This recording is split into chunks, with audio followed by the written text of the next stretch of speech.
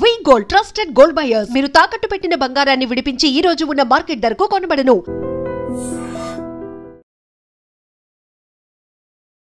Prism club లో జరిగిన వివాదంతో గత కొన్ని రోజులుగా ఎక్కడ పెట్టినా కల్పికా గారి పేరే వినిపిస్తుంది. అయితే ఈ వివాదంలో మొత్తం తన హక్కు కోసం ఆమె పోరాటం చేస్తున్నారు. బట్ ఈ మొత్తం పోరాటంలో ఆమె ఇప్పటి వరకు ఏం సాధించారు, ఇకపై ఏం కోరుకుంటున్నారు, ఇలాంటి విషయాలన్నీ కల్పికా గారిని అడిగి తెలుసుకుందాం. హాయ్ కల్పికా గారు. Hello, good evening. WhatsApp madam, ఈ మొత్తం వివాదంలో మీరు వివాదం అంటే సినారియో ఈ మొత్తం సినారియాలో మీరు గత కొన్ని రోజులుగా మీ రైట్ కోసం ఫైట్ చేస్తున్నారు. బట్ ఈ కొద్ది రోజుల్లో మీరు సాధించింది ఏంటి అంటే ఏం చెప్తారు? మనుషుల్ని సాధించా, వాళ్ళకి ఒక ధైర్యం ఇప్పించాను. ఒక ఎవరు ఏ సిచ్యువేషన్ లో ఉన్నా మీకోసం మీరు వాయిస్ అవుట్ చేయడంలో తప్పు లేదు అని ప్రూవ్ చేశాను. ఈ ఒక్కటే సిచ్యువేషన్ కాదు, నేను చేసిన ప్రతి చిన్న చిన్న పోరాటంలో కూడా అదే నన్ను ఇన్స్పిరేషన్ గా చాలా మంది తీసుకున్నారు. బికాజ్ నా హ్యూజ్ ఇన్స్పిరేషన్ మా మదర్. తను ఏం చెప్పకుండా పెట్టకుండా నాకు సలహాలు ఇవ్వకుండానే చాలా నేర్పించారు. అలాంటిది నేను ఫేస్ చేసుకుంటూ నేను నేర్చుకొని చాలా మందికి నేర్పించాను. అండ్ ఐఎమ్ వెరీ ప్రౌడ్, ఎందుకంటే 17 years నేను ఇండస్ట్రీలో డెడికేట్ చేసి ఇంత నేమ్ సంపాదించి ఇన్ని మంచి మంచి ప్రాజెక్ట్స్ చేసి చాలా ప్రోగ్రెసివ్ ఉమెన్ బేస్డ్ క్యారెక్టర్స్ చేసి నాకు ఆ ధైర్యం డబుల్ ట్రిపుల్ అయిపోయింది. Where I can voice out for things that is needed, at least for us. పక్కన వాళ్ళది పక్కన పెట్టండి, మన డిగ్నిటీ మన సెల్ఫ్ రెస్పెక్ట్ కోసం మనం మాట్లాడకపోతే పక్కనోడు వచ్చి ఎందుకు మాట్లాడతాడు, అంతే. అండ్ మామూలుగా ఏంటంటే ఎక్కడైనా సరే ఒక ఫుడ్ సర్వ్ చేసేటప్పుడు ఏంటంటే ఆ ఫుడ్ పెట్టే విధానం చాలా బాగుండాలన్నమాట. ఈ మొత్తం వివాదం రేజ్ అవడానికి కారణం కూడా మీరు ఏదైతే కాంప్లిమెంటరీ కేక్ అడిగారో ఆ కేక్ ఫైనల్ గా వాళ్ళు తెచ్చిచ్చినప్పుడు ఇచ్చే విధానంలోనే తేడా ఉండడం వల్ల వాళ్ళు అలా ముందుకు విసిరేయడం వల్ల అక్కడ మీరు ట్రిగర్ అయ్యారు అన్నమాట. అక్కడ కూడా నేను ట్రిగర్ అవ్వలేదు. నేను ఏం చెప్పానంటే, నేను అడిగింది ఇంతే, మీరు ఇంత డిస్కషన్ చేసిన తర్వాత తీసుకొచ్చి ఇట్లా స్లైడ్ చేయడం కరెక్ట్ కాదు. ఒకవేళ చేసినా మీరు దాంట్లో ఏం వేసి తీసుకొచ్చారు నాకు తెలియదు. మీకు నా మీద ఉన్న కోపంతో మీరు ఏమైనా వేసి తీసుకుని రావచ్చు. నేను తినాలనుకోవట్లేదు, మీరే తినండి, మీరే ఎంజాయ్ చేయడం అని చెప్పడం జరిగింది. కానీ నేను అక్కడ కూడా ట్రిగర్ అవ్వలేదు. అంటే ఈ మొత్తం వివాదంలో మీ సైడ్ నుంచి కనిపించే ఒకే ఒక తప్పు ఏంటంటే మీరు లైవ్ పెట్టడం కరెక్ట్ గా పెట్టలేదు. వాళ్ళు ముందు మాట్లాడిందంతా ఆ టైంలో మీరు లైవ్ పెట్టలేదు. మీ అగ్రెషన్ గానీ మీరు మాట్లాడేటప్పుడు మాత్రం లైవ్ పెట్టారు. దానివల్ల మొత్తం ఇది రాంగ్ గా ప్రొటెక్ట్ అయింది. దీనికి ఒప్పుకుంటారా? No, I beg to differ. ఎందుకంటే నేను ఆల్రెడీ లైవ్ చేశాను. వాళ్ళ వైఫై నుంచి నేను లైవ్ చేయడం జరిగింది. అండ్ అదేంటి 1 hour లైవ్ జరిగింది. నేను పెట్టిన మీ వీడియో కాకుండా వాళ్ళు lights, fans, ACs, shutter and wifi అన్ని ఆఫ్ చేస్తారు. సో నేను చేసిన లైవ్ అది 1 hour లైవ్ కాబట్టి అది సేవ్ అవ్వలేదు, అప్లోడ్ అవ్వలేదు.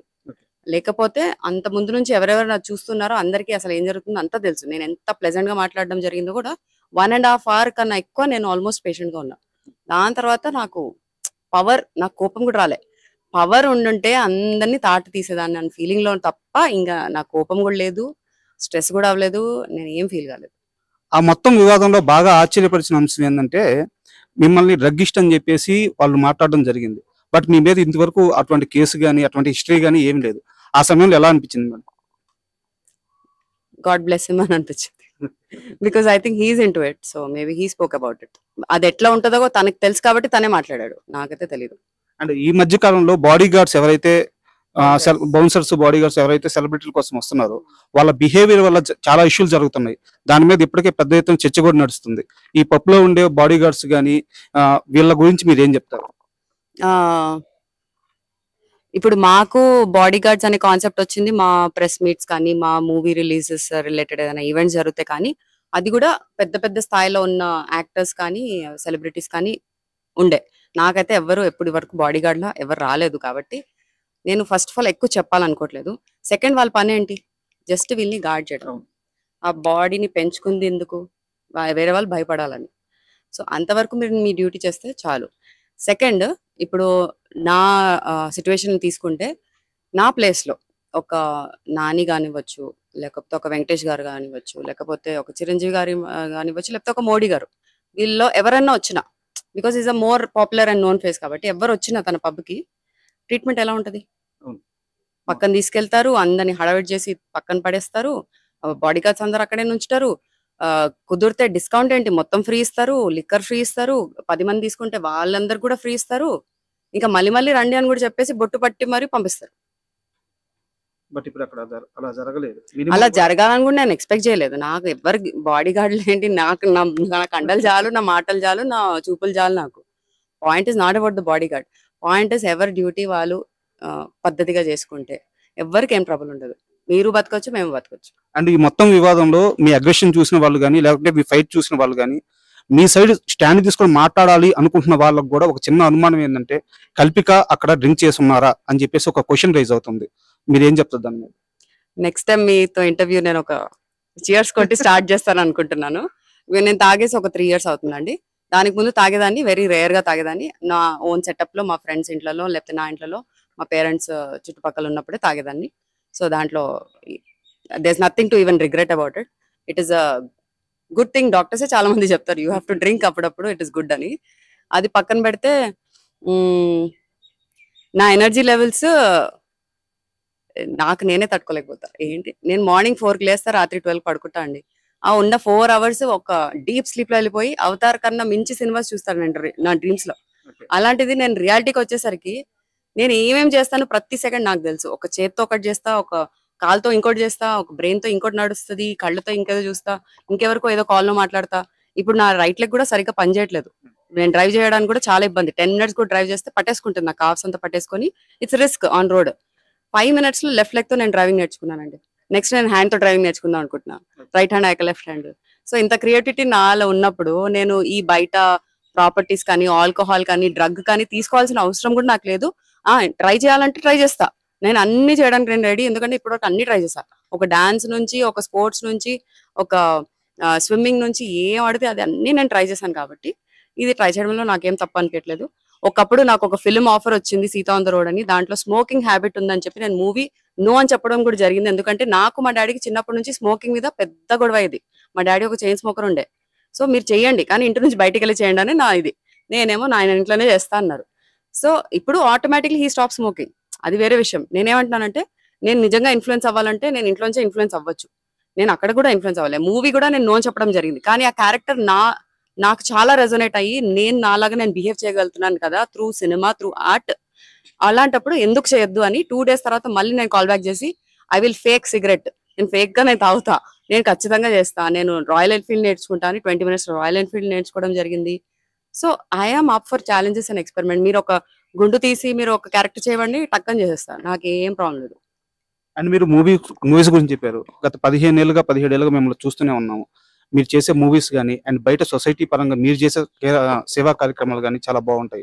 అండ్ ఈ మధ్య కాలంలో ఇంత బెట్టింగ్ యాప్స్ గురించి సోషల్ మీడియా ప్రమోటర్స్ చాలా మంది బెట్టింగ్ యాప్స్ ని ప్రమోట్ చేసి కూడా డబ్బులు సంపాదించారు. ఇలాంటి ఏ వివాదంలో కూడా కల్పిక గారు ఉండరు. కల్పిక గారు ఏంటంటే బయట సమాజంలో కొన్ని బాధ్యతలు నిర్వర్తిస్తారు, తనకు నచ్చిన సినిమాలు తీసుకుంటారు. బట్ బయటికి వెళ్ళలేక కొంతమంది మనుషులతో మాత్రమే ఆమెకు వివాదాలు వస్తున్నాయి. ప్రతిసారి ఇలాంటి వివాదం వస్తున్నప్పుడు ఇండస్ట్రీ తరపున పెద్దలు మీ సైడ్ ఎందుకు స్టాండ్ తీసుకోవట్లేదు? ఎందుకు స్టాండ్ తీసుకోవాలి? నేనేమైనా వెళ్ళి వాళ్ళని హెల్ప్ అడిగానా? వాళ్ళ వర్క్ వాళ్ళు చేసుకుంటున్నారు. నాకు నిజంగా వాళ్ళ సపోర్ట్ కావాలంటే నేను రేపు ఒక ఫిల్మ్ డైరెక్ట్ చేశాక, సార్ మీరు వచ్చి జస్ట్ ట్రైలర్ చూడండి సార్, లేకపోతే లాంచ్ కి రండి సార్, మీ 2 minutes టైం ఇవ్వండి సార్, అక్కడ సపోర్ట్ చేయండి అని అడుగుతా. That is a progressive way of asking support. నేను వాళ్ళేదో మిస్అండర్స్టాండ్ అయ్యి నా మీద వాళ్ళు ఏదో పగ పెట్టుకొని నాతో సీన్ క్రియేట్ చేసిన తర్వాత వాళ్ళ సపోర్ట్ నేను ఎందుకు అడగాలంటాను. నేను వాళ్ళ పనిలో వాళ్ళు ఉన్నారు. నాకు సపోర్ట్ కావాల్సిన టైంలో ఒక్కరు కాదు 100 మంది వస్తారు షేర్ఖాన్లు. సో అండ్ ఈ మొత్తం సినారియోలో మీరు ఫైట్ చేసింది ఏంటంటే మీ హక్కు కోసం ఫైట్ చేస్తే, ఇక్కడ ఒక లేడీ డ్రెస్సింగ్ గురించి కానీ, ఒక లేడీ ఏ టైంకి బయటికి వెళ్ళాలి, ఏ టైంకి వెళ్ళకూడదు, ఇలాంటి కామెంట్స్ అన్ని వినిపిస్తున్నాయి. ఈ కామెంట్స్ అన్నప్పుడు మీకు ఎలా అనిపిస్తుంది? ఫస్ట్ ఆఫ్ ఆల్ మనకి సాఫ్ట్వేర్ కల్చర్ స్టార్ట్ అయినప్పటి నుంచి మనకి నైట్ షిఫ్ట్ అనేది అందరికి తెలిసిందే, తెలియంది ఏం లేదు. దాంతో పాటు చాలా మందికి జాబ్ ఆపర్చునిటీస్ పెరగడం జరిగింది. ఎస్పెషలీ ఉమెన్ బయటికి వచ్చి జాబ్స్ తీసుకోవడము, ఇంట్లో పోరాడైనా తీసుకోవడం జరుగుతుంది. అండ్ నిజంగా ఏమైనా జరగాలంటే దానికి ఒక నైట్ టైం అవసరం లేదు, ఒక డే టైం అవసరం లేదు, ఒక ఇల్లు అవసరం లేదు, ఒక ఆఫీస్ స్పేస్ అవసరం లేదు, ఒక బాత్రూమ్ అవసరం లేదు, ఒక షాపింగ్ మాల్ అవసరం లేదు.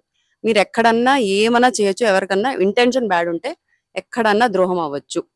సో మన బట్టలు బట్టి మీరు జడ్జ్ చేయాలనుకుంటే, నేను రేపు బుర్కాలో తిరిగినా, లేకపోతే బికినీలో తిరిగినా, లేకపోతే బట్టలు ఇప్పి తిరిగినా జనాలు ఊహించేది ఊహిస్తారు. మనం దాన్ని ఆపలేము. వాళ్ళు ఏమన్నా డిఫరెంట్ గా ఆలోచించాలంటే వాళ్ళంతగా వాళ్ళకి ఓన్ గా రావాలి తప్ప మనం ఎంత స్పూన్ ఫిట్ చేసినా. ఇప్పుడు పేరెంట్స్ మనం పెంచేటప్పుడు ఇది అది అని చెప్పినా 10 చెప్పినా మనం ఒక్కటి తీసుకుంటామేమో, మిగతా అన్ని లైట్ తీసుకుంటాం. ఇది కూడా అంతే. వీళ్ళంతా ఇంకా grown up students, real life లో బతుకుతున్నారు, రియల్ సిచ్యువేషన్స్ ఫేస్ చేస్తున్నారు. సిచ్యువేషన్స్ నేర్పించేస్తాయి లైఫ్ ని వాళ్ళకి, మనం ఎవ్వరు ఏం నేర్పించక్కర్లేదు. మీరు ఇదివరకే చెప్పారు, కాకపోతే మా ప్రేక్షకులకు కూడా తెలియాలని అడుగుతున్నాను. ఈ మొత్తం సినారియోలో పోలీసుల వైఫల్యం అంటే ఎలా వైఫల్యం చెందారు కాస్త క్లియర్ గా చెప్తారు. ఐ మీన్ వాళ్ళ డ్యూటీ సరిగ్గా నిర్వర్తించకపోవడం, ఫెయిల్యూర్. నేను హోల్ సిస్టమ్ ఫెయిల్యూర్ అని చెప్పను డెఫినెట్లీ, బికాస్ చాలా మందికి చాలా సపోర్ట్ కూడా చేయడం జరిగింది. నేను ఎక్కువ ఫాలో అవ్వట్లేదేమో, but I know they are here to protect us, to help us, to support us in lot of వేస్.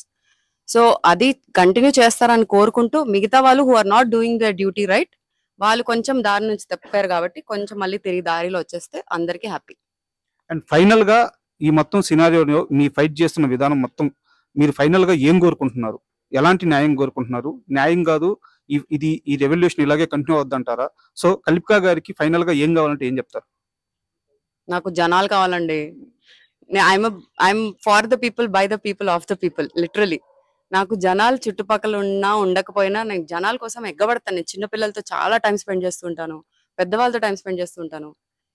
మా ఫ్యాన్స్ అంటారా, ఫాలోవర్స్ అంటారా, they are like my love, మన ఫ్యామిలీ. ఇప్పుడు మీరందరూ కూడా నా ఫ్యామిలీ అయిపోయారు. సో ఇలా ఎవ్వరు, అందరిలో ప్లస్ మైనస్ ఉంటది. అందరిలో ఒక రాక్షసుడు, ఒక రావణుడు, ఒక రాముడు ఉంటారు. ఇన్ఫాక్ట్ రావణుడే ఇంకా చాలా గొప్ప అని చాలా మంది నమ్ముతారు. బట్ తన ప్రొజెక్ట్ అయింది, లేకపోతే తన పర్స్పెక్టివ్ మార్చి పెట్టేసి దాన్ని ఒక డిఫరెంట్ వేలో మనకి ప్రెజెంట్ అయింది ఆ స్టోరీ అంతా. అందరిలో ఉన్నప్పుడు నువ్వు దేన్ని ఎలివేట్ చేయాలనుకుంటున్నావో, నువ్వు ఎంత గ్రో అవ్వాలనుకుంటున్నావో లైఫ్ అనేది నీ చాయిస్. ఒక కర్మ కూడా నీకు వచ్చి చాయిస్ చేయదు. What choice you are making is your karma. So నువ్వు అది ప్లస్ లో వెళ్ళాలనుకుంటున్నా, మైనస్ లో వెళ్ళాలనుకుంటున్నా, you have to face the consequences, you have to face the advantages, no matter what.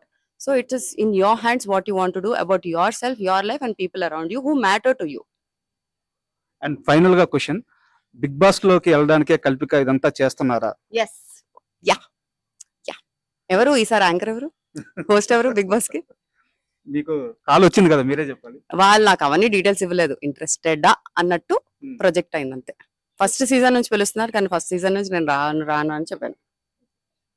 And ఈ మొత్తం వివాదంలో మీ ఫైట్ అయితే కొంతమందికి స్ఫూర్తిని కలిగిస్తుంది, కొంతమందికి అయితే ఇది వేరేగా అర్థమైంది. బట్ ఫైనల్ గా మీరు అందరికీ అర్థం అవ్వాలని ఈ ఫైట్ చేసిన విధానం మీరు ఏదైతే కోరుకున్నారో అది ఫుల్ఫిల్ చేయాలని చెప్పి మీకు ఆల్ ద బెస్ట్ తెలియజేస్తున్నాను. Thank you.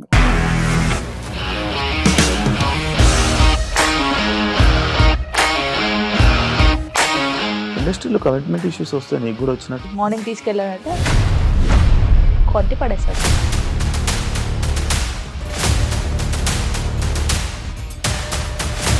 ఒక్కళ్ళు కూడా చూడలేదు ఈ సినిమా అని చెప్పడానికి కూడా చాలా ధైర్యం కావాలి. అది నిజం కదా, దాంట్లో ధైర్యం ఏంటి? ఇది నెక్స్ట్ డే ప్లేట్ మార్చేస్తే తప్పు కదా. As of now we are comfortable this అని నేను అనుకుంటున్నాను. రష్మిక గారిది మీది ఒకే ఊరు అంట కదా? నీకు కోపం వచ్చిందంటే బాగా తిట్టేత్తరా? తిట్టేద్దామండి. నిజంగా గేమ్ ని ఎలా చేంజ్ చేయగలిగారు? ఏపీఎస్ఎఫ్సి వాళ్ళకి 6 నెలల్లో నేను 6 లక్షలు కట్టా. బిజినెస్ చేయాలనుకుంటే it is as difficult as riding a tiger.